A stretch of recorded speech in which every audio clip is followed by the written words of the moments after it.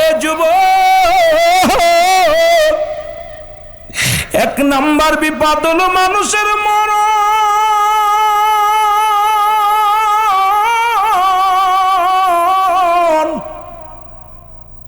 আল্লামা মুফতি আমজাদ আলী সাহেব একটা কিতাব লিখলেন, কিতাবের নাম্বার শরিয়াত।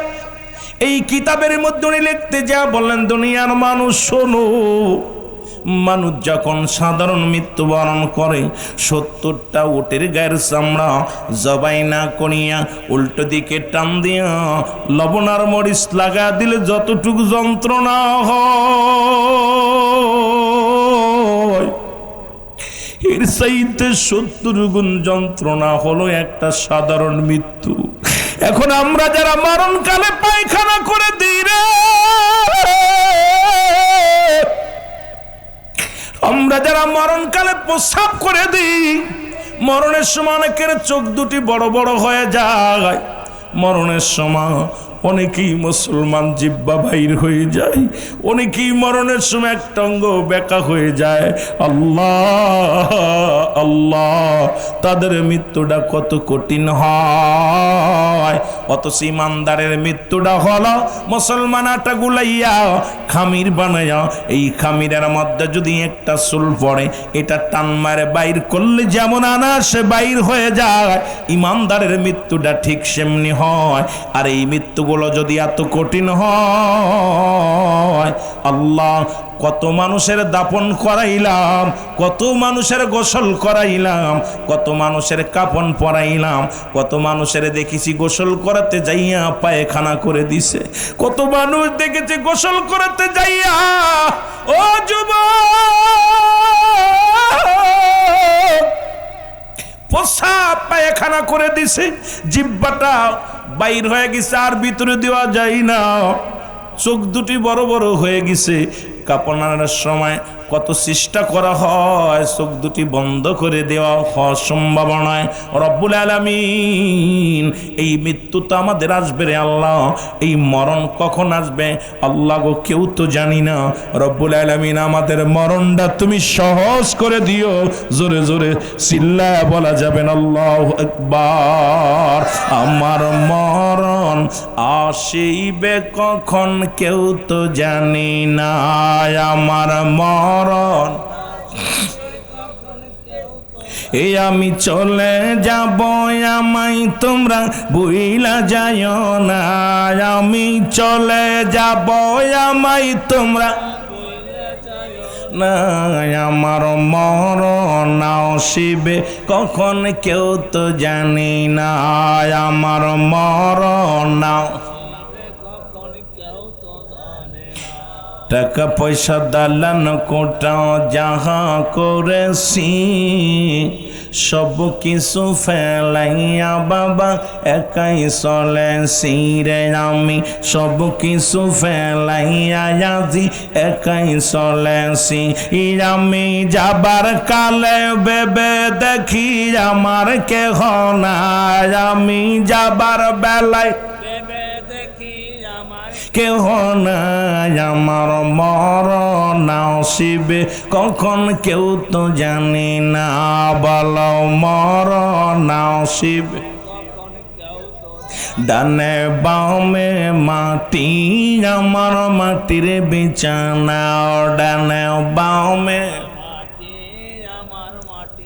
এই পৃথিবী চিরদিনই থাকার জায়গা নয়, অন্ধকার কবর যে তোমার আসল ঠিকানা রে মানুষ, অন্ধকার কবর যে তোমার আসল ঠিকানা, বলো এই পৃথিবী চিরদিনই থাকার জায়গা নয়, অন্ধকার কবর যে তোমার আসল ঠিকানা রে মানুষ, অন্ধকার কবর যে তোমার।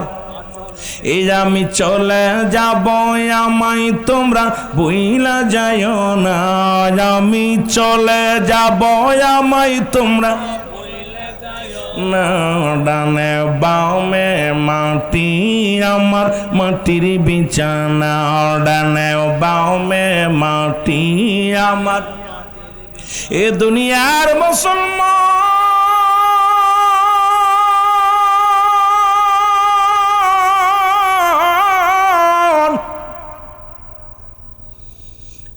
পৃথিবীর মধ্যে কত রাজা, কত এমপি, কত মন্ত্রী রে, কত টাকাওয়ালা, কত বাড়িওয়ালা দুনিয়ার মধ্যে আগমন করল, কেউ নাই।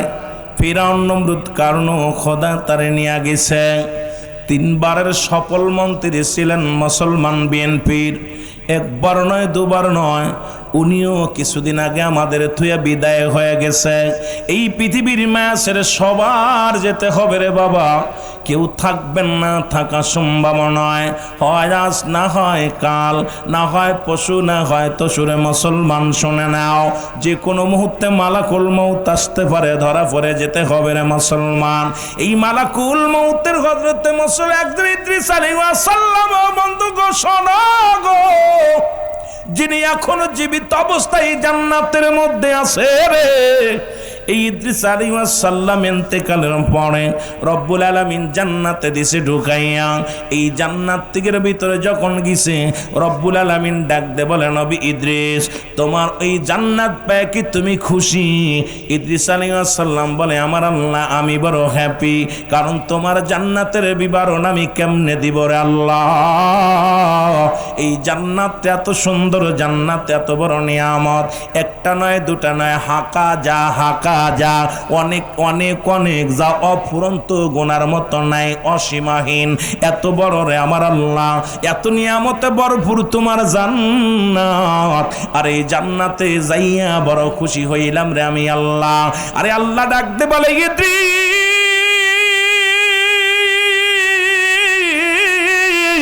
তবে আবার কি বলতে চাও? বলে, আমার আল্লাহ, তোমার আজরাইল বুঝি আমার সাথে ভালো ব্যবহার করে নাই, আমার মৃত্যু যন্ত্রণা গা থেকে যাই নাই,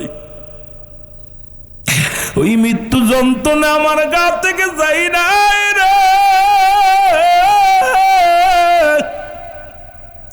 আল্লাহ বলে, জিবরিল তাড়াতাড়ি যাও, আমার হাবিবের কাছে যাও, জিগায় যাও তার মাতার জমা জানটা কেমনে বাইরে করেছো বলে আসো।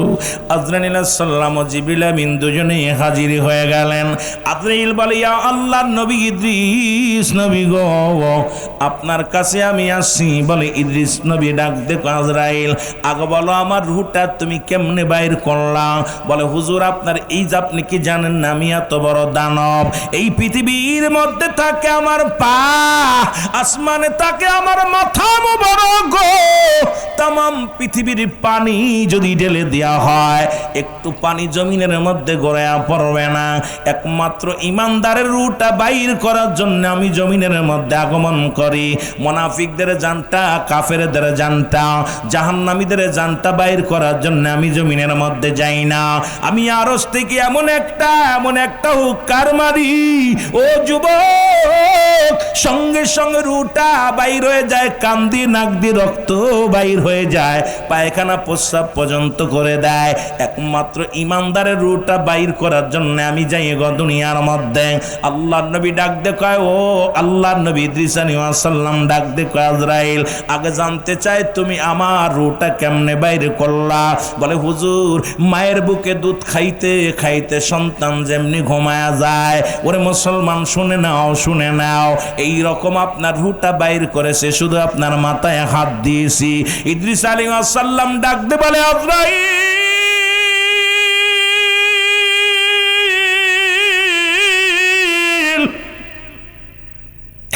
আমার কি শুনাইলা রে?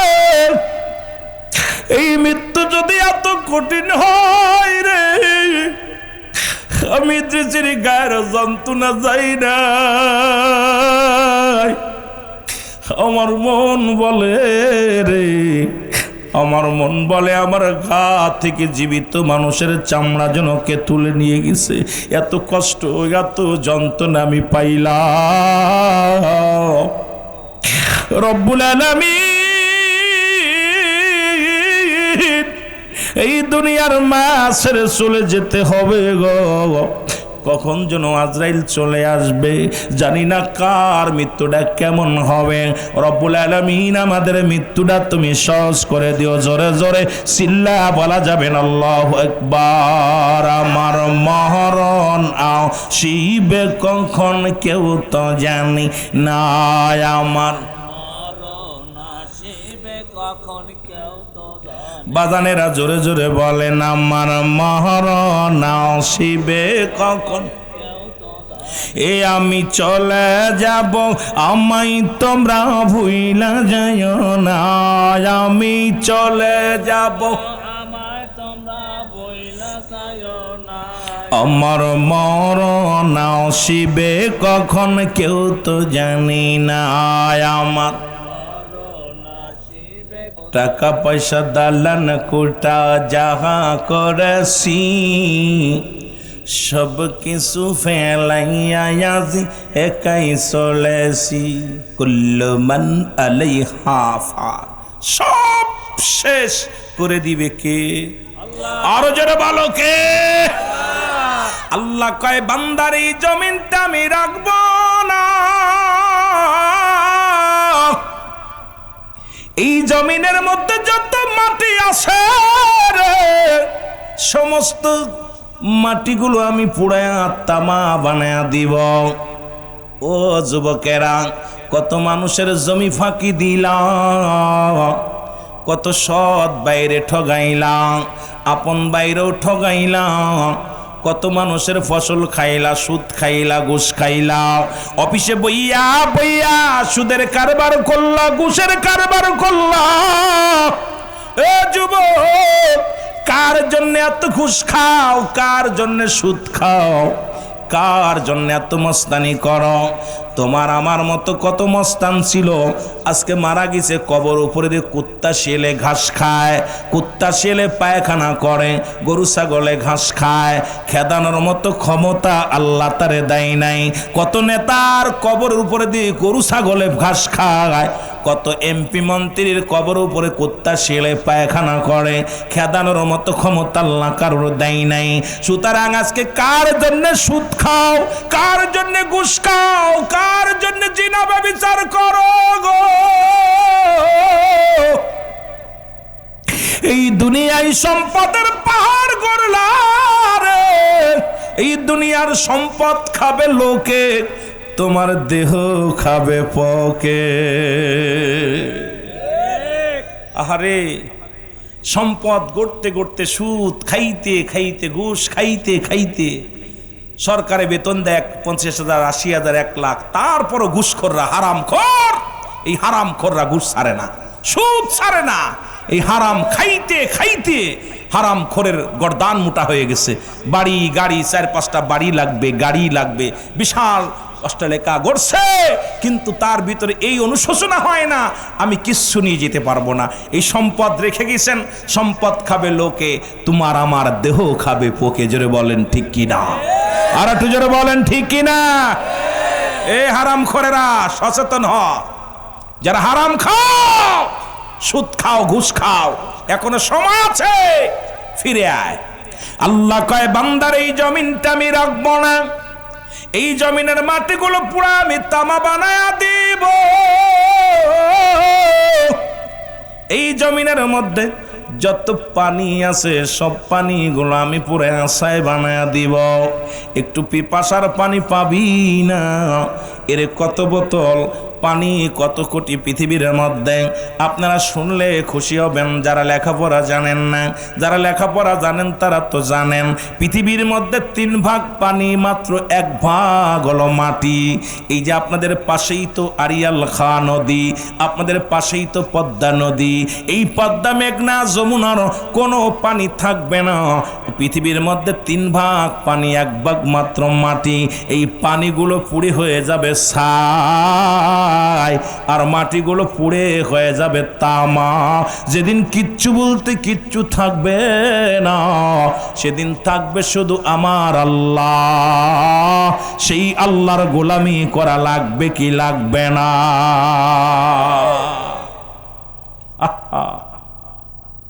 কুল্লু মান আলাইহা ফান, সব শেষ করে দিবে কে? বিশ্বাস হয়? বিশ্বাস হয়? বিশ্বাস বেশি হয় যাদের নদীর কূলে বাড়ি, ঠিক কি না? মাঝে মাঝেই বদলাতে হয়। নদীর কূলে বাড়ি যাদের, আহারে কষ্ট, কত বন্ধুর বাড়ি নদীর কূলে, ফোন দেয় দোস্ত সাগরে ঢেউ উঠছে, পরাণের ভিতর পানি নাই। কারণ কয়বার বাড়ি ভাঙছে আর কয়বার যে লাগাইলাম, ভাঙতে ভাঙতে অনেকে নিঃস্ব হয়ে গেছে। ওরা এই ওয়াজগুলো বেশি বিশ্বাস করে। আপনাদের বিশ্বাস কেন না? থাকেন দালান ঘরে, চড়ুই পাখির মতো পরের ঘরে বাস করা অভ্যাস, কষ্ট তার বোঝেন না। খড়কুটারটাই না যদি বাসা বানাইতে হতো তাহলে পারে বোঝা হইতো। জোরে বলেন ঠিক কিনা? রাগ করছেন নি আবার? চড়াই পাখি দেখছেন না পরের ঘরে বসে ধরে, কিসের বাবুই পাখির মতো সেলাই করে যদি বাসা বানাইতে হইতো পরের গাছে, এইরকম কষ্ট হইতো। এখন আমাদের এই সুন্দর জায়গা আছেন তো, বাবার বাড়ি দিয়া গেছে, বাবা মা অনেক সম্পদ রেখে গেছে, খাচ্ছি আর ঘুরতেছি, প্যান্ট শার্ট পইরা টাকনু নিচে কাপড় দিয়া ঘুরতেছি, সানগ্লাস চকি লাগাইয়া। নামাজে নাই, শরিয়াত নাই, তরিকত নাই, হাকিকত নাই, ভণ্ড ভণ্ডের মতো চলতেছে। এটা ইবলিস, তাজা ইবলিসের চেলা, ইবলিসের সিলসিলায় চলছে। জোরে বলেন ঠিক কিনা? কিন্তু মরণের ভয় অন্তরের ভিতরে নাই। সবচেয়ে বেশি কষ্ট হলো যেই মরণের চিন্তা নাই। এ দুনিয়ার মুসলমান শুনে নাও, এই মরণের কথা কি বলবো? মরণের পেয়ালা পান করতে হবে। 2 নাম্বার বিপদ হলো মানুষের, 2 নাম্বার হলো কবর। মরণ নিয়ে একজন আগেই বললাম, মরণের কোনো আপটু ডোয়াজ নাই, যে মরণের বিকল্প কিছু নাই। বিকল্প খুঁজেছিলেন একজন, তার নামটাও শুনে নেন মুসলমান, শুনে নেন। এর এই দুনিয়ার মধ্যে ও যুবক বন্ধুরা, কত মানুষ, ও যুবক, সবচেয়ে প্রসিদ্ধ নবী দুনিয়ার মধ্যে কুরআনুল কারীমের মধ্যে যাদের নাম আছে, আর একজনের নাম লোকমান হাকিম নামে একজন ব্যক্তি আছে, যিনি পৃথিবীর মধ্যে গাছ তারে ডেকে ডেকে বলতো, লোকমান তুমি আমারে নিয়ে যাও, তোমার গ্যাস সেরে যাবে। লোকমান তুমি আমারে নিয়ে যাও, পেটে ব্যথা সেরে যাবে। লোকমান তুমি আমার নিয়ে যাও, জ্বর সেরে যাবে, জন্ডিস সেরে যাবে। লোকমান হাকিম এ প্রান্ত থেকে ও প্রান্ত শুধু ঘুরে আর কান্দার কয়, রব্বে কারীম, কোন জঙ্গলের মধ্যে এমন কোন গাছ যদি পাইতাম। ডাক দে বলে, লোকমান তুমি আমার নিয়ে যাও, জীবনে তোমার মরণ হবে না।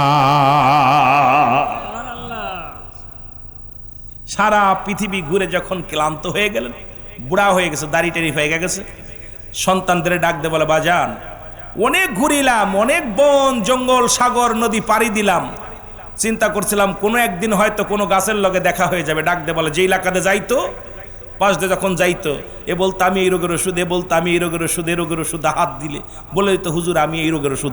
মানুষের কল্যাণের জন্য আল্লাহ আমার বানাইছে, মানুষের কল্যাণের জন্য আমাকে আল্লাহ এই দুনিয়ার মধ্যে জীব হিসেবে বানাইছে।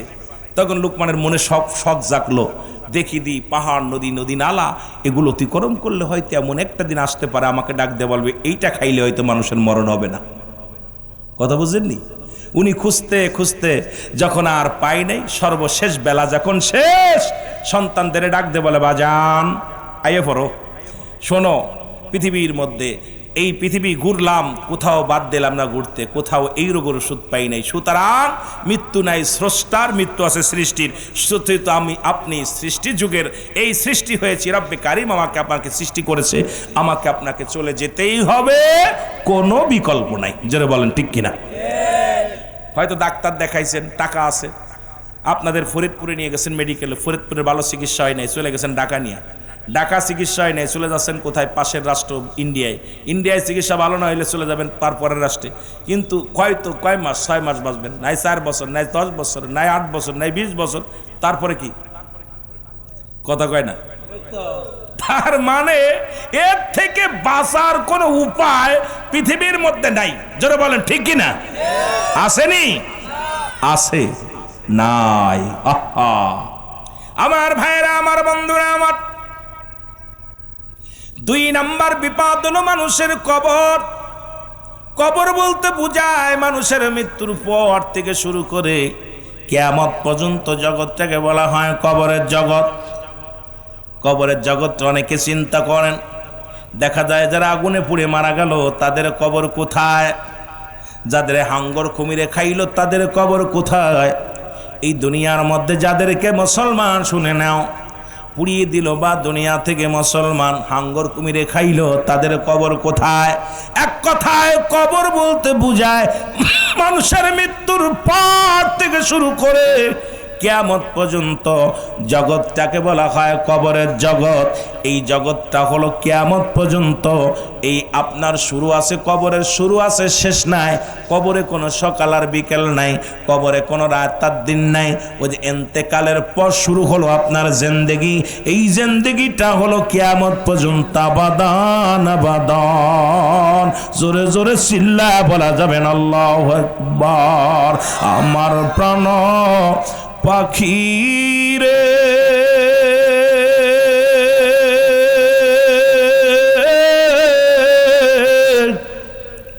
আমার সোনা পাখি রে, ওরে একদিন তো যাইবের পাখি উড়িয়া,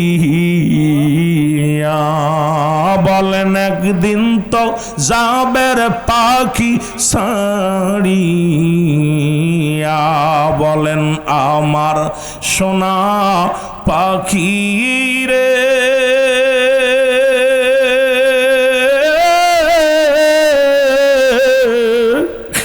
আমার কালো ময়না রে, ওরে একদিন তো যাবের পাখি উড়িয়া, বলো একদিন তো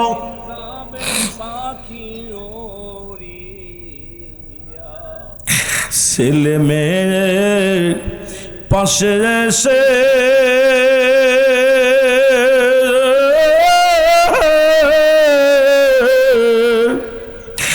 কাঁদিবে পাগলের বেশে,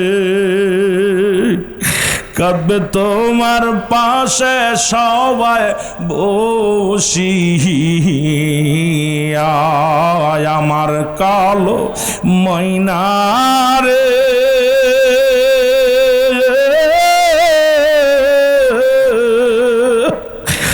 আমার সোনা পাখি রে, উনি একদিন তো যাবের পাখি উড়িয়া, বলো একদিন তো যাবের পাখি উড়িয়া।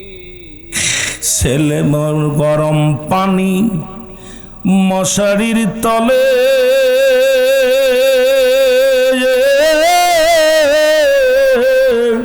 শুয়ায়া মশারির তলে, গোসল করাইবে সবাই আসিয়া, আরে গোসল করাইবে তোমায় আসি, বড়র পাতা গরম জালে,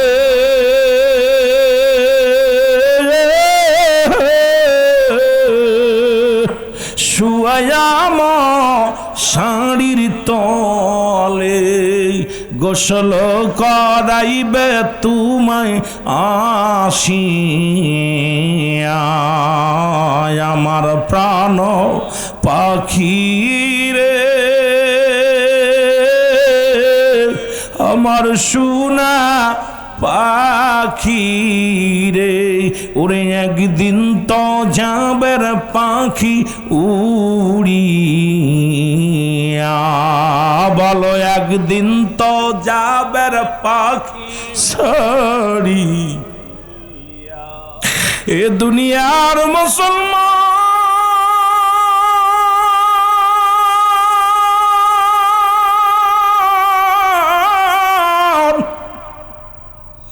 বলতেছিলাম 2 নাম্বার বিপদ হলো মানুষের কবর।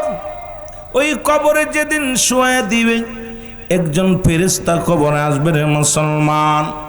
আমরা জানি কবরে শোয়ানো পর মুসলমান মানকার নেকির আসে, না রে বাজান না। এই কবরে যেদিন শোয়াবে, শোয়ানোর পরে একজন ফেরেশতা আসবে, যার নাম হলো নোমান ফেরেশতা। হাতের মধ্যে দুইখানা কাগজ থাকবে, একটা তোমার নেক আমল, একটা হলো বদ আমল। এই 80 বছর, 50 বছর, 80 বছর, 100 বছর যে আমলগুলো করলা, এটা লিখে রাখছে কেরামন কাতিবিন, দুজন ফেরেশতা। এই যখন তুমি মারা যাবে, কবরে যখন রাখবে, নোমান ফেরেশতা ডাক দে, ডাক কবরে আসে, ডাক দে, বল বান্দা ওঠো। ও ভাইরা আমার, বন্ধুরা আমার, শুনে নাও। ডাক দে বলবে শহীদুল ইসলাম খান বাবু মিয়া ওঠো। যখন উঠাইবে ডাক দেব উঠো, পর বলবে বান্দা এই নাও, এই নাও কাগজখানা হাতের মধ্যে নাও। কাগজখানা হাতের মধ্যে দিয়া বলে বান্দা তুমি লিখে দাও তোমার জিন্দেগির আমলগুলো, যার যার আমল নামা তার লেখা লাগবে। এখন যেমন বলি লিখতে পারি না, টিপসই দিয়া দেন। যেমনি আপনি লিখতে পারেন না, মুসলমান টিপসই চলবে না, কে কবরে গেলে টিপসই চলবে না। যার যার আমল নামা তার লেখা লাগবে। ডাকতে বলবে মোল্লা সাহেব শোনো গো, বাবু মিয়া শোনো, এই মহিউদ্দিন শোনো, এই নাও লিখে দাও। বান্দা দেখবেন 80 বছর কত নামাজ পড়লাম, কত রোজা রাখলাম, কত ভালো কর্ম করলাম। বান্দা দেখিয়া মনে আনন্দ লাগবে রে মুসলমান। এবার লাগবে যখন বান্দা আনন্দের সঙ্গে কাগজটা নিবে, নিয়া বলবে আমি লিখবো কেমনে, আমার কাছে তো কোনো কলম নাই। বান্দা বলবে আমার কাছে তো কলম নাই। ফেরেশতা বলবে বান্দা শুনে নাও, কলম হলো তোমার ডান হাতের সাদত আঙ্গুল মুবারক। জোরে জোরে চিল্লা বলা যাবে না আল্লাহু আকবার। এরে যুবক, এই হাত দে, তোদের অনুরোধ করে যাই, হাত দে আর ঘুষের কারবার করিস না। এই হাত দে কাউকে আঘাত করিস না। এই হাত দে মদের বোতল ধরিস না। এই হাত দে গাঁজার বোতল ধরিস না। এই হাত দে আর বিড়ি সিগারেট ধরিস না। এই হাত দে আর সুদের কাজ লেনদেন করিস না, ঘুষের কাজ। প্রতিটা মানুষের ডান হাতের শাহাদত আঙ্গুল মোবারক হবে কলম। বান্দা কলম পাইয়া ডাক দে বলবে গো ফেরেশতা আমি কলম পাইলাম, আমার তো কলম পাইলাম, কলমে কোনো কালি নাই। বান্দা বলবে কলম কালি নাই, আমারে কালি ব্যবস্থা করে দাও। সঙ্গে সঙ্গে ফেরেশতা নোমান ফেরেশতা ডাক দে বলে বান্দা শোনো, এই কালি হলো তোমার মুখের থুতু মুবারক। জোরে জোরে চিল্লা বলা যাবে না আমার আল্লাহু আকবার। এরে আজ না হয় কাল তুমি শুইবা কবরে, আজ না হয় কাল তুমি যাইবা কবরে, যাবার বেলায় দেখবে চেয়ে গো তোমার ছবি রইল।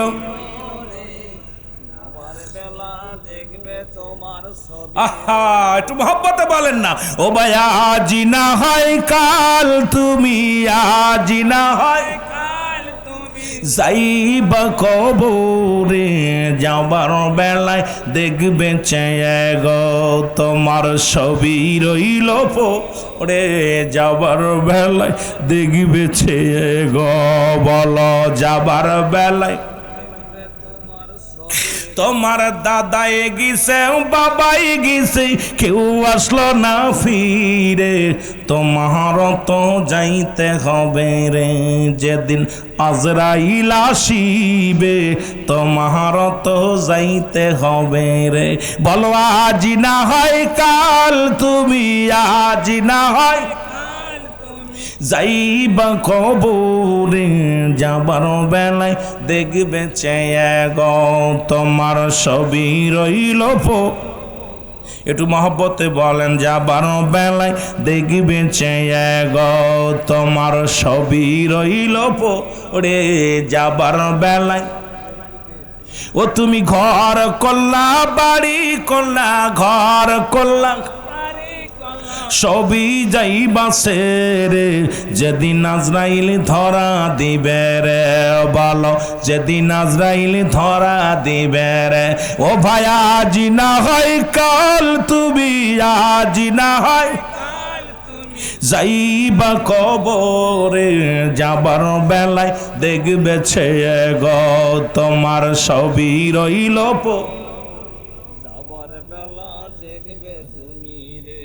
আরে কত ধন সম্পদ হয়ে গেলাম, হয়তো কাফনের কাপড় কারুর জন্য একটু দামি, কারুর একটু দুর্বল, কিন্তু কবর থেকে রিস্তার নাই। তাই তো বাদশাহ সেকেন্দার, বলকের বাদশাহ, এ মুসলমান, বাদশাহ সেকেন্দার ডাকতে বলতেছিল, বাদশাহ ফকির হে, সবকে একই ঠিকানা, সব মানুষের একই ঠিকানা। বাদশাহ সেকেন্দার মরার আগে উজিরকে বলতেছে, উজির, আমি যেদিন মারা যাব ওদিন মৃত্যুর পরে যখন কাপনের কাপড়ের মধ্যে মুড়াইবি, তখন আমার হাত দুটো কাপনের বাইরে রেখে দিবি। উজির বলতেছে, হুজুর এইটা করলে কেমন হয়? মানুষ আপনাকে খারাপ বলবে, মানুষ বলবে বাদশাহ কর চাইতেছে।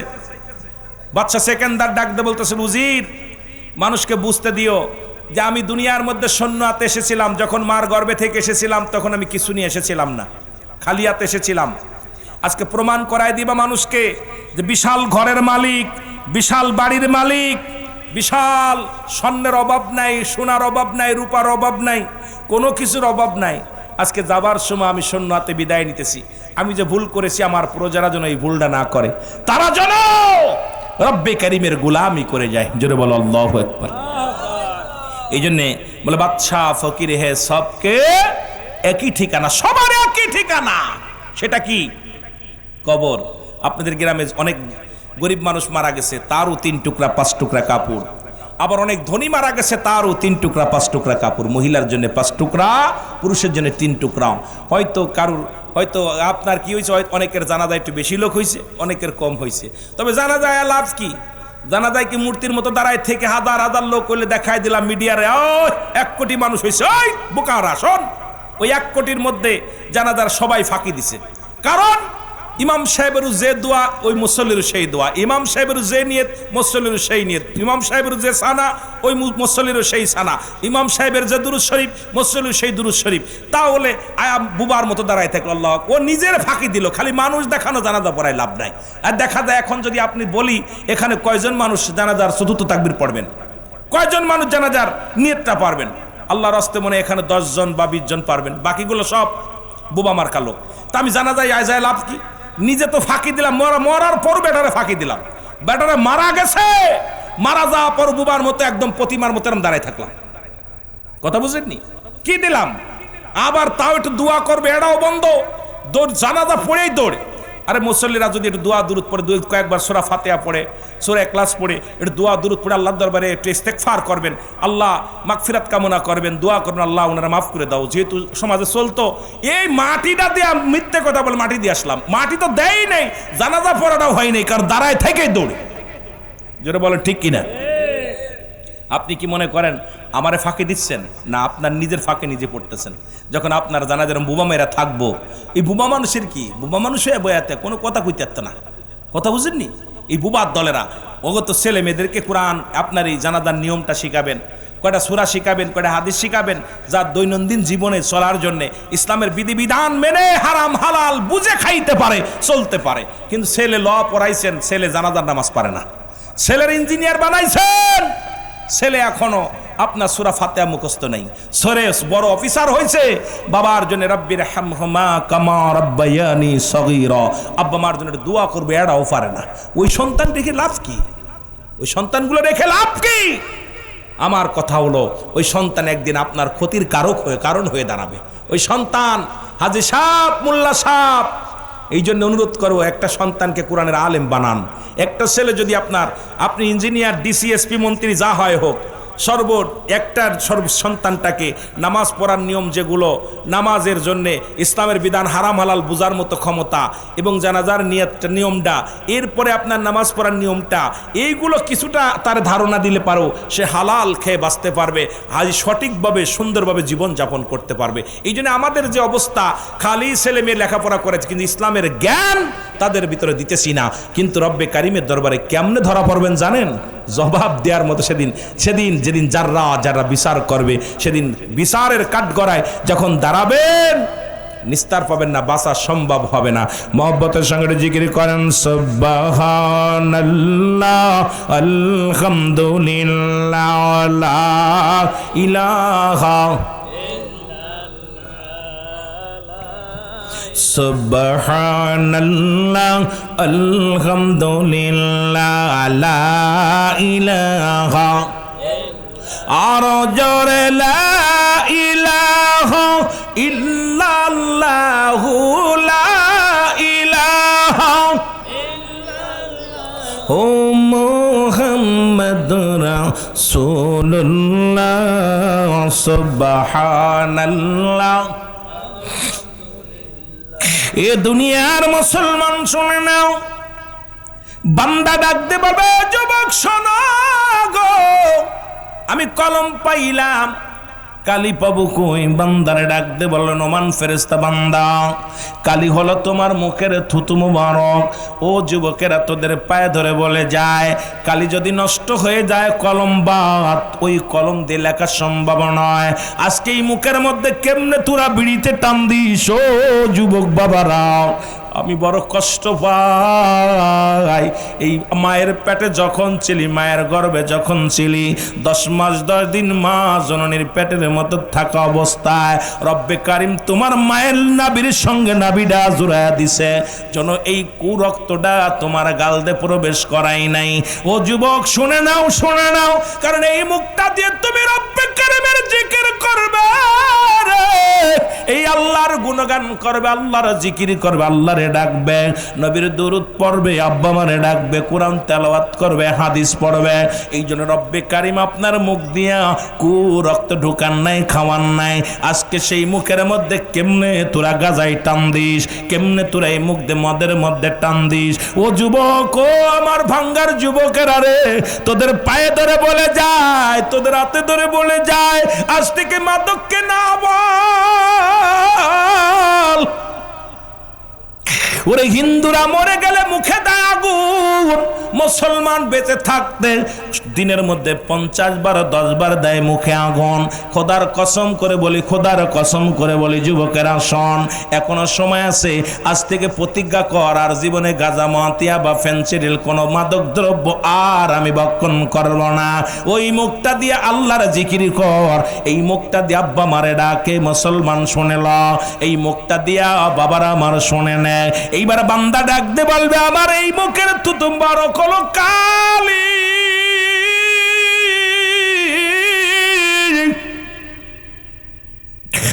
বান্দা বলবে আমি লিখবো কেমনে রে? আমি তো কালি পাইলাম, কলম পাইলাম, কালি পাইলাম না। ডাকতে বলে বান্দা, ও বান্দা শুনে নাও, এবার 3 টুকরা কাপড়ের কাপড় দেয়া হয়। প্রথম কাপড়ের কাপড়টা টানলে খুলে নিবে, এই নাও তুমি কাগজ, লেখো। সেকেন্ডের মধ্যে লেখা হয়ে যাবে কম্পিউটারের মতো। হাত থেকে নোমান ফেরেশতা টান দিয়ে কাগজটা নিয়ে নেবে। এবার আর একটা কাগজ ধরায়া দিবে, দেখে 60 বছরের জিন্দেগির মধ্যে কত পাপ করেছিলাম, কোথায় কোন মহিলা নিয়ে গল্প করেছিলাম, কোথায় জুয়ার প্যান্ডেলে ছিলাম, কোথায় মদের প্যান্ডেলে ছিলাম, কোথায় মানুষের ঠগাইলাম, কোথায় মানুষের ফসল খাওয়াইলাম, কোথায় ওজনে কম বেশি দিলাম, কোথায় আমি অন্যায় কাজে লিপ্ত হলাম। বান্দা যখন দেখবে রে, দেখায় সঙ্গে সঙ্গে বলবে আমি লিখতে জানি না।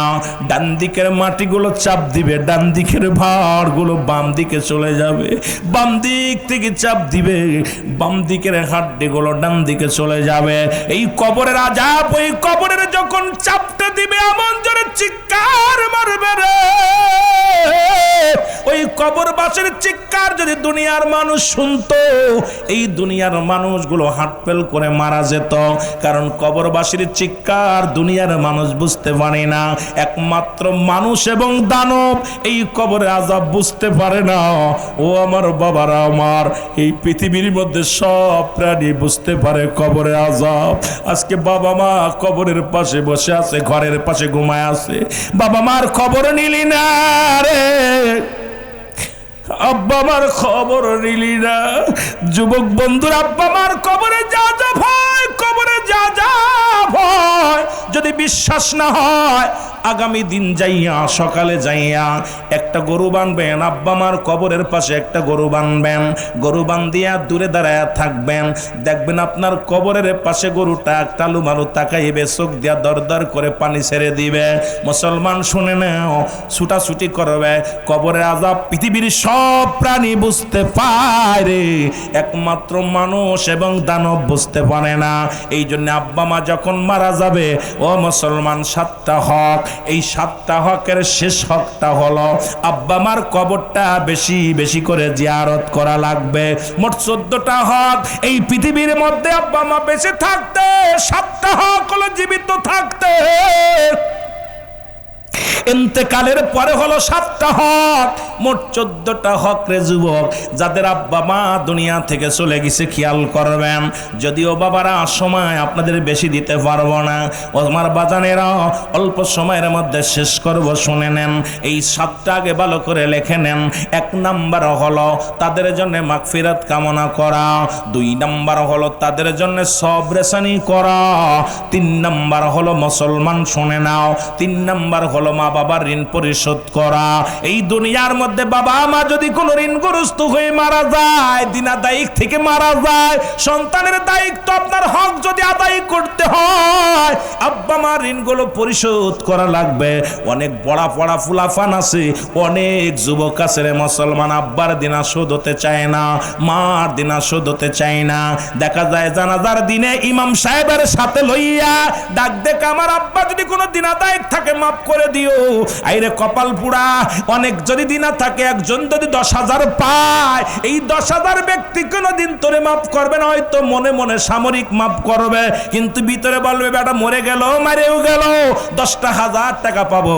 আপনার কাজ হলো আপনার আব্বা মার বন্ধু বান্ধব যারা ছিল, মায়ের বান্ধবী বাবার বন্ধু বান্ধব যারা আছে, গোপনে গোপনে খবর লইবেন, খবর লইয়া এই দিনা পরিশোধ করবেন। আবার অনেকে কইতে পারেন হুজুর অনেকে মিথ্যা বলে নিতে পারেন, তাও দিয়া দিবেন। যদি দেখবেন এই ব্যক্তির মুসলমান, এই ব্যক্তি একটা বানোয়াট ব্যক্তি, গা ঘুষখোর মাতালখোর, এর তো আপনি চেনেন যে এই ব্যক্তি মিথ্যা বলতে পারে। আর ওই যে ব্যক্তিকে বিশ্বাস হয় যে এই ব্যক্তি মিথ্যা বলতে পারে না, ওই ব্যক্তির দিনাগুলো পরিশোধ করে দিবেন। যদি আপনার আব্বা মারে সুখে রাখতে চান কবরে, ও যুবক, 3 নাম্বার হলো তাদের দিনাদায়িক ঋণগুলো পরিশোধ করা লাগবে। 4 নাম্বার হলো পৃথিবীর মধ্যে বাবা মার ওসিয়াতগুলো পূরণ করা লাগবে। শরীয়ত মোতাবেক ওসিয়াত করে গেছে অনেক পোলারে, বাবারে আমি মারা যাই, যদি বেঁচে থাকি বা মারা গেলে ওই মসজিদের পাশের মসজিদের জায়গাটা মসজিদে দিয়ে দিও, ওই মাদ্রাসায় দিয়ে দিও, এই না 10,000 টাকা মসজিদে মাদ্রাসায় দিয়ে দিও। শরীয়ত মোতাবেক ওসিয়াত করে গেছে, অনেক পোলাপান এটাও দেয় না। কিছুদিন আগে একজন বলে হুজুর আমাদের অমুক সাহেব এই 1 বিঘে জমি তার বাবা দিয়ে যেতে বলেছিল, এই সন্তান তার নামে রেকর্ড করে নিছে, লিখে নিছে। আমি তারে জিগাইলাম ভাইজান, আব্বা দিছে, আমি তো আর দেব না, আমি তো পাওনাদার, আমি দেব না। আমি বললাম আপনার আব্বা কি মরার সময় বলে গেছে? কয় আব্বা মরার আগে বলে গেছে, হয়তো ভুলভাল বলে গেছে। এই জমি জীবন, এই জমির দাম আছে 1 কোটি টাকা, কেমনে দিব? আইরে কোটি টাকা কোটি টাকা কোটি টাকা লইয়া কবরে যাবি নি? আব্বা মা যদি ওসিয়াত করে শরীয়ত মোতাবেক ওসিয়াত, তবে যদি এই ওসিয়াত করে মুন্ডি বানাবি, খবরদার করা যাবে না। প্রতিমা বানাইবি, করা যাবে না। জিনা করবি, করা যাবে না। ব্যভিচার করবি, করা যাবে না। সুদ ঘুষ খাবি, করা যাবে না। সকলে একটু মহব্বতের সঙ্গে দুরূদ শরীফ পড়ুন। আল্লাহুম্মা মহব্বতে মাওলানা মুহাম্মাদ আলা সাইয়্যিদিনা মাও। এ দুনিয়ার মুসলমান গভীর মনোযোগ। আল্লাহ রাব্বুল আলামিন রিয়াজুল জান্নাহ বেহেশতের বাগান, এই জান্নাতের বাগানে আসার মতো বসার মতো সুযোগ দান করল। এ সময় কত মানুষ জেলখানায়, কত মানুষ হাসপাতালে, কত মানুষ মৃত্যু শয্যায় সজ্জিত। রব্বুল আলামিন আপনাকে আমাকে জেলখানায় নেন নাই, হাসপাতালে নেন নাই, সুন্দর পরিবেশ এই জান্নাতের বাগানে বসার মতো সুযোগ দান করল। উচ্চ কণ্ঠে আওয়াজ দিয়ে চিল্লায় বলেন আলহামদুলিল্লাহ। এ দুনিয়ার মুসলমান,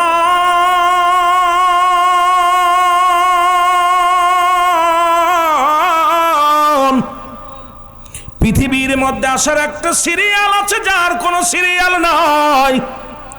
দেখা যায় দুনিয়ার মধ্যে বাবা জিন্দা, সন্তান দুনিয়ার মধ্যে নাই, সন্তান জিন্দা, বাবা দুনিয়ার মধ্যে নাই। দাদার কোলে নাতির লাশ, নাতির কাঁধে দাদার লাশ। এই দুনিয়ার বাবারা শুনে নাও, মুসলমান বাবারা শুনে নাও, এই দুনিয়ার মধ্যে মুসলমান পৃথিবীর মধ্যে আসার একটা সিরিয়াল আছে গো, যার কোনো সিরিয়াল নাই। দুইটা টাইমে মানুষের মরণ হয়। এক নাম্বার হলো মুসলমান রাত্র, 2 নাম্বার হলো দিনে। দুইটা টাইমে মরণ হয়, দিনের বেলা না হয় রাতের বেলা। দিন শুরু করেছিলাম, মৃত্যুবরণ করি নাই। দিনের মধ্যে কতই না ঘোরাঘুরি করলাম, দিনের মধ্যে কতই না রব্বে কারিমের শুকরিয়া আদায় করতে পারি না। ও যুবক শুনে নাও, দিনের মধ্যে মরণ হয় না, রাতের মধ্যে মরণ হতে পারে, এর মধ্যে কোনো সন্দেহ নাই। এখন রাত শুরু করলাম, 8টা পার হয়ে গেল, এখনো মৃত্যুবরণ করি নাই। আগামীকাল সকাল পর্যন্ত বাঁচব। আগামীকাল আপনার আমার সূর্যোদয় হবে। পরবর্তী সময় আপনার জন্য আমার জন্য কি নিয়ামত বয়ে আনতেছে আপনি আমি কেউ জানি না রে মুসলমান। সুতরাং এই মানুষের 3টা বিপদ। নাম্বার ওয়ান হলো মানুষের মরণ, নাম্বার 2 হলো কবর, নাম্বার 3 হলো কিয়ামতের ময়দান। 1 নাম্বারই হলো মরণ। এই মরণের পেয়ালা পান করতে হবে, এর মধ্যে কোনো সন্দেহ নাই। জোরে বলেন ঠিক কি না? আমি মদিনা যাইতে পারলাম না, মদিনা দেখতে পারলাম না, বল মদিনা যাইতে পার, একটু বাড়ায় রাখবেন, কষ্ট হয়তো। দেখতে পারলাম না, মদিনা যাইতে পারলাম না, মদিনা।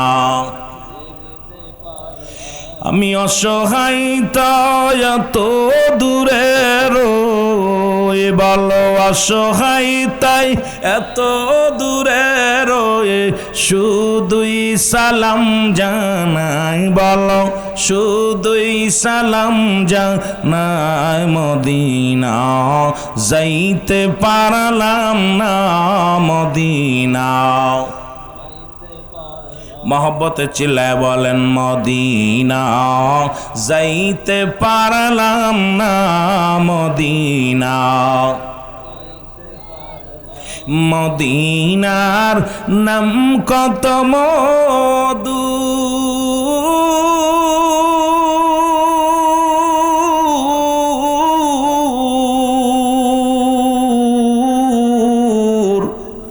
মদিনা আর যে কত দূর,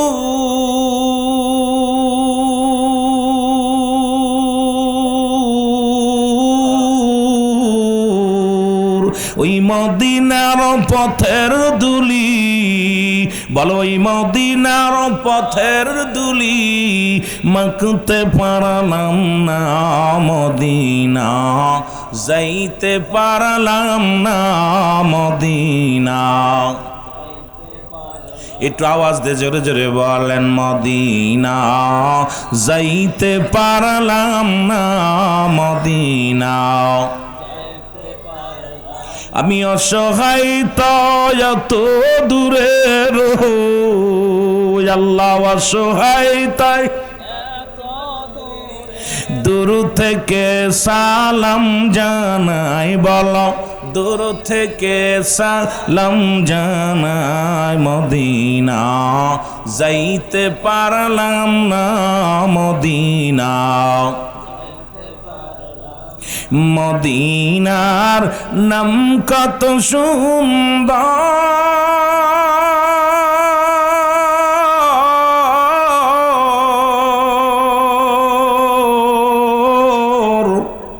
মদিনা কেরে সে অন্তর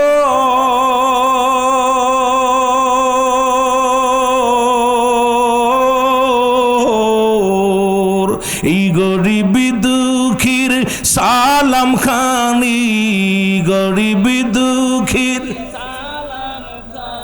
পৌঁছাই দিও মদিনায় বলো পৌঁছাই দিও মদিনায় মদিনা যাইতে পারলাম না মদিনা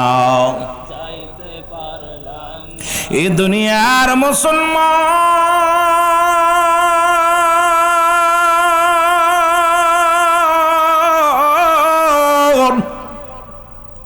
এই নবীজির শানে যখন বলল অনেকের কষ্ট হয় নবী বলেন হায়াতি খায়রুল লাকুম আমার হায়াতের জিন্দেগিটা আমার উম্মতের জন্য কল্যাণ স্বরূপ রাসূল বলে দুনিয়ার মধ্যে আমি আগমন করলাম আমার উম্মতের মঙ্গলের জন্য ওলামা ইকরাম যারা আসলে লিখে নাও বাবারা শুনে নাও এই দুনিয়ার মধ্যে নবী আগমন করেছে আপনারা আমার কল্যাণের মঙ্গলের জন্য গো আবার নবী জীবনে আমার ওফাত আমার ওফাতি খায়রুল লাকুম আমার ওফাতটা আমার উম্মতের জন্য কল্যাণ স্বরূপ ও মায়াতি খায়রুল লাকুম রাসূল বলে উম্মতিরা রে আমি নবী দুনিয়া থেকে বিদায় নিলাম আমার উম্মতের কল্যাণের জন্য আজকে সেই নবীর ভালোবাসা দরকার আছে কি না আর একটু জোরে জোরে চিল্লায় বলেন দরকার আছে কি না যেটা বলতেছিলাম মুসলমান দুইটা টাইমে মানুষের মরণ হয়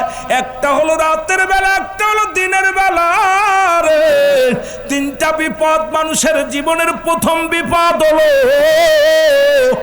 এক নাম্বার হলো মানুষের মরণ দুই নাম্বার হলো কবর তিন নাম্বার হলো কিয়ামতের ময়দান জোরে জোরে চিল্লায় বলা যাবে না আল্লাহু আকবার তিনটা বিপদ নাম্বার ওয়ান মরণ মরণের কোনো আপটুড ওয়াজ নাই কুল্লু নাফসিন যায়কাতুল মাউত মৃত্যুর পেয়ালা পান করতে হবে বাঁচবেন কি একটু হাত তুলে দেখান দি কার কার মরণ নাই এলাকার মধ্যে কার কার মরণ নাই আসেননি কেউ কেউ নাই কাম সারছে সবাই মরবেন সবাই মরবেন আয় হায় পিসিরাও দিয়ে বোঝে মরণ নাই সবারই মরণ আছে একটা উঠাই নেই মনে করলাম এটা মনে হয় বোঝে না মরতে হইব কি কও আহা মরতে হইব মরণের পাত থেকে বাঁচা সম্ভব না এই জন্য গোনা মাফের দরকার রে মুসলমান শুনে নাও যেহেতু দুইটা টাইমে মরণ হয় যে কথাগুলো বলি খেয়াল করবেন অল্প সময়ের মধ্যে অনেক আলোচনা করে যাব সব খেয়াল করবেন দাদু ভাইরা বান্দা যখন জান্নাতের বাগানের দিকে রওনা হয়ে যায় ওই বান্দার জীবনে প্রতিটা কদমে কদমে আমার আল্লাহ রাব্বুল আলামিন বান্দার জীবনের সব সগীরা গুনাহ মাফ করে দেয় জোরে বলেন মারহাবা এই যে বাড়ি থেকে রওনা দিয়ে জান্নাতের বাগানে আসলেন শুধু আসার কারণে নিয়ত করে বাড়ি থেকে বাইর হইলেন প্রতিটা কদমে কদমে আমার আল্লাহ সগীরা গুনাহগুলো মাফ করে দিছে এখন আমরা শুধু সগীরা গুনাহ করি নাই এই ছোট গুনাহ সগীরা গুনাহ যেটা বলা হয় ছোট্ট ছোট্ট গুনাহগুলো এই গুনাহগুলো রব্বুল আলামিন মাফ করে দিছে এখানে আসার নিয়ত করে বাইর হওয়ার কারণে এখন বান্দা আমরা শুধু সগীরা গুনাহ করি নাই পদে পদে করছি কবিরা গুনাহ নামাজ ছেড়ে দেয়া কবিরা গুনাহ এখন নামাজ হয়ে গেল ইশার নামাজ ইশার সালাত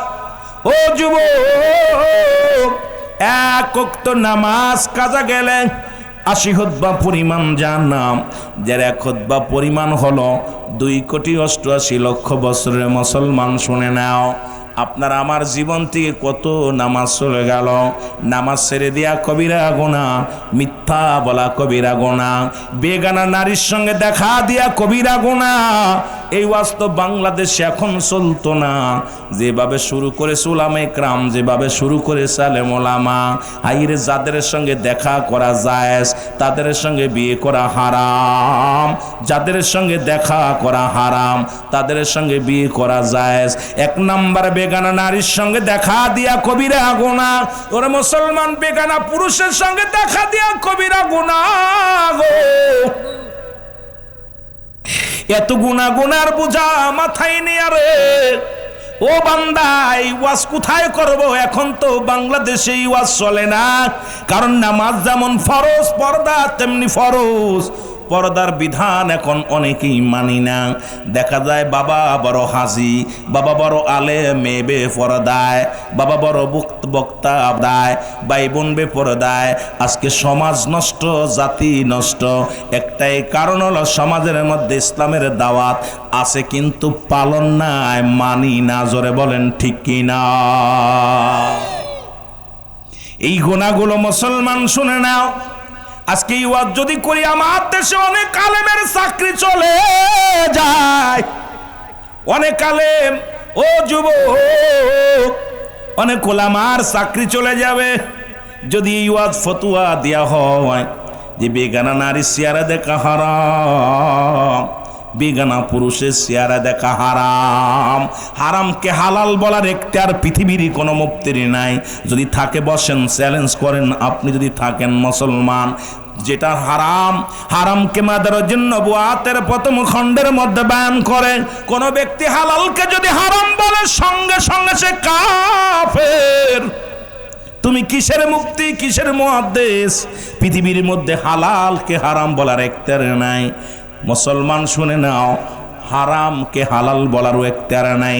এই গুনাহগুলো মাফের দরকার আছে কি না? বোঝেন আমার কথা? বোঝেন আমার ভাষা? বুঝতেছেন আপনারা না কষ্ট হচ্ছে? আমি কিন্তু একদম সাধু ভাষা ব্যবহার করতেছি, পল্লীর ভাষা না, বইয়ের ভাষা ব্যবহার করি। তারপরে যদি আপনারা না বোঝেন, আমি মনে করি আমার ব্যর্থতা। তবে এক দেশের গালি এক দেশের বলি, আপনাদের ভাষার লগে আমার ভাষা মিল হইতো না। আপনাদের তবে কইতেছি, কথাগুলো চেষ্টা করতেছি যে আমিও ভাঙ্গা থানার ভাষা, ফরিদপুরের ভাষা, মাদারীপুরের ভাষা ব্যবহার করার জন্য চেষ্টা করছি, যাতে করে আপনাদের কষ্ট না হয়। এরপরেও যদি কষ্ট হয় তাহলে এটা আমার জন্য ব্যর্থতা, আপনাদের জন্য না। কারণ বক্তা যারা দাওয়াত দিব, এরা আগে যাচাই বাছাই করে দাওয়াত দেয়। বক্তার আলোচনা শোনা পর, এই বক্তা কেমনে ওয়াজ করে, শোনা পর কমিটির কাছে যখন প্রস্তাব দেয়, কমিটি আরো 2-4 জন মিলা এই বক্তারের দাওয়াত দেয়। এখন আমার দাওয়াত দিচ্ছেন, আমার ভাষা যদি না বোঝেন, একটা হলো জুমলায়ে খবরিয়া, এক জুমলায়ে ইনশায়া। বক্তা মনের ভাব প্রকাশ করে, শ্রোতা সহজেই বুঝতে পারে, এটাকে বলা হয় জুমলায়ে খবরিয়া। জুমলায়ে ইনশা, বক্তা মনের ভাব প্রকাশ করলে শ্রোতা ইয়েস নো ভেরি গুড, এই 2টা ছাড়া 3টা ছাড়া মোটামুটি কিছু বোঝে, কিছু বোঝে না। এইটা দ্বারা বক্তার ওয়াজ, আমি মনে করি এই সমস্ত বক্তাদের দিয়া ওয়াজ না করানি উত্তম। খালি বললেন যে যা বলে, খালি সুবহানাল্লাহ, আলহামদুলিল্লাহ, আল্লাহু আকবার বলতেছেন, কি যে বললাম ছাই খাবলা, কিছু বুঝলাম না, খালি আইলাম আর গেলাম, খেসরি মাঝখানে কালাম। জোরে কোন ঠিক কিনা? কষ্ট হচ্ছে আপনাদের? এই জোরে জোরে বললেন সুবহানাল্লাহ, আলহামদুলিল্লাহ, লা ইলাহা, আর জোরে সুবহানাল্লাহ, আলহামদুলিল্লাহ, আর জোরে লা ইলাহা, লা বল সুবহানাল্লাহ, আলহামদুলিল্লাহ। এ দুনিয়ার মুসলমান,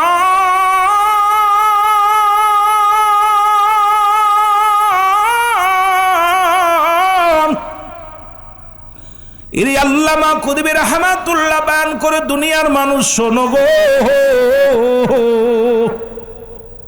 বান্দা যখন কবরের ভয়, বান্দা যখন জাহান্নামের ভয়ে ওই জান্নাতের বাগানখানা আঁকড়ে ধরল, আঁকড়ে ধরে ডাক দে, বল আল্লাহ আমার জীবনের শেষ মাহফিল, আল্লাহ আমার জীবনের শেষ সময়, আল্লাহ আর জীবনে মাহফিলে বসতে পারবো কি পারবো না, কারণ কিয়ামত পর্যন্ত আর কোনো নবী আইব না, কিয়ামত পর্যন্ত তওবার দরজা খোলা। ও বান্দা শুনে নাও, বান্দা যখন চোখের পানি ছেড়ে আল্লাহর দরবারে খাস তওবা করে আল্লাহ বলে ডাক দেয়, আমার আল্লাহ রাব্বুল আলামিন বান্দার জীবনের সব গুনাহ মাফ করে দেয়। জোরে বলা যাবে না সুবহানাল্লাহ। এই যে একটা সুযোগ পাইলেন আমার বাবারা আমার, কত গুনাহ করছেন, জান্নাতের বাগানে বসে গুনাহ মাফের একটা সুযোগ পাইলা গো। আর জীবনে মাহফিলে বসতেও পারি নাও পারি, আগামী দিন বাঁচতেও পারি নাও পারি। ও আমার বন্ধুরা আমারও, এই জন্য আমি আপনাদেরকে অনুরোধ করে যাব, যেহেতু আসছেন মাহফিলে, সগীরা গুনাহগুলো মাফ করলেন, এখানে বইয়া খাস তওবা করবেন, তওবা করিয়া রব্বে কারিমের দরবারে প্রার্থনা করবেন।